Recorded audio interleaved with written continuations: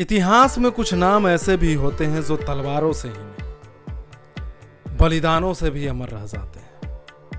हाँ तो दोस्तों, आज मैं सुनाने जा रहा हूं एक ऐसी गाथा जो साहस, त्याग और धर्म की रक्षा का मिसाल है। यह गाथा है गुरु तेग बहादुर का।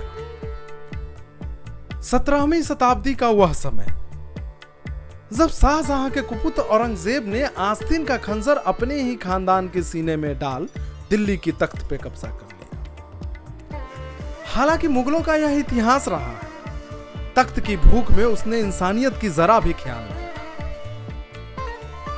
जहां तक उसका राज पहुंचा, सिर्फ डर और अत्याचार के काले बादल छाए। इस भारत जैसे देश में उसने हिंदू त्योहारों पे प्रतिबंध लगा दिया। सन 1669 उसने यह फरमान जारी किया कि हिंदू मंदिरों को तोड़ दिया जाए, जिसमें बनारस की काशी और मथुरा के उपासक केशव राय मंदिर को भी ध्वस्त कर दिया। इतना ही काफी नहीं था।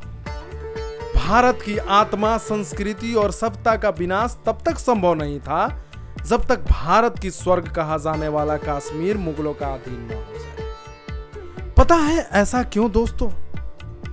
क्योंकि यह कश्मीर प्राचीन काल से ही तप, साधना और ज्ञान की भूमि रही है। ना जाने कितनी ऋषि मुनियों ने उस हिमालय के गर्भ में ज्ञान की प्राप्ति किया, और इस बात का गवाह इतिहास है कि जिसका ज्ञान पे कब्जा उसका विश्व पे कब्जा। इसलिए औरंगजेब ने इफ्तिखार खां को वहां का सूबेदार बनाकर भेजा, ताकि डर और अत्याचार इतना बढ़ जाए कि कश्मीर पे हमारा पूर्ण नियंत्रण हो।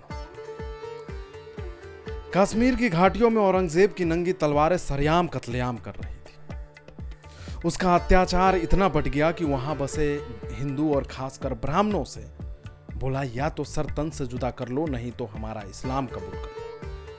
औरंगजेब का यह मानना था कि जो इस्लाम को नहीं मानते वह सारे के सारे काफिर हैं।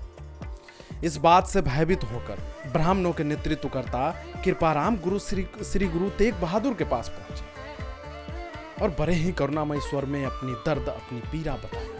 गुरु तेग बहादुर यह सुनकर चिंतित थे। तभी उधर से उनका 9 वर्षीय पुत्र बाला प्रीतम आ पहुंचते और पूछते हैं, पिताजी आप इतने चिंतित क्यों हैं? गुरु तेग बहादुर ने ब्राह्मणों का दर्द बाला प्रीतम को बताया। बाला प्रीतम ने पिताजी से पूछा, आखिर पिताजी इसका हल क्या है? गुरु तेग बहादुर ने कहा, इसका हल है बलिदान, किसी पुण्य आत्मा का बलिदान। बाला प्रीतम बोल उठे, पिताजी तो देर किस बात का, आपसे बड़ा पुण्य आत्मा यहाँ कौन है? बलिदान दीजिए पिताजी।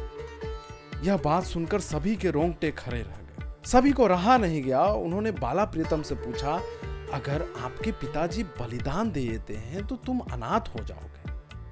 बाला प्रीतम ने बहुत ही करुणामय स्वर में बोला, अगर मेरे अनाथ होने से हजारों बच्चों के सर पे पिता का साया बचा रहे, इससे खुशी की बात और क्या हो सकती है?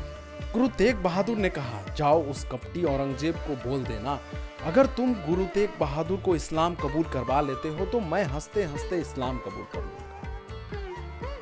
इस बात की सूचना औरंगजेब को मिली। औरंगजेब ने गुरु तेग बहादुर को दिल्ली बुलाने के लिए आदेश जारी किया। गुरु तेग बहादुर अपनी गुरु गद्दी बाला प्रीतम को सौंप दिल्ली की तरफ निकल पड़े। उनके साथ भाई सतीदास, भाई मतीदास, भाई दयालाल दास, सभी लोग गए।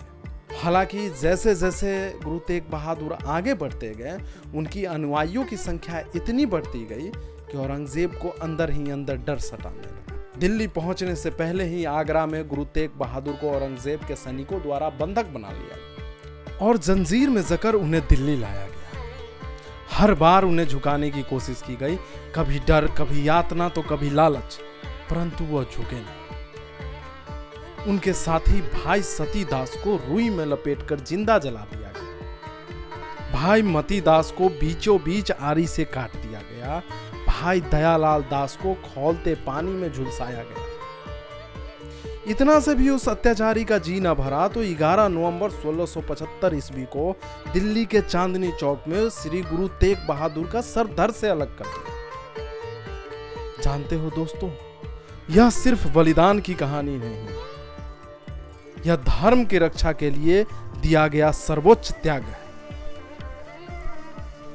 तलवारों पे सरवार दिया, अंगारों में जिस्म जलाया है, तब जाके माथे पे हमने ये केसरिया रंग लहराया।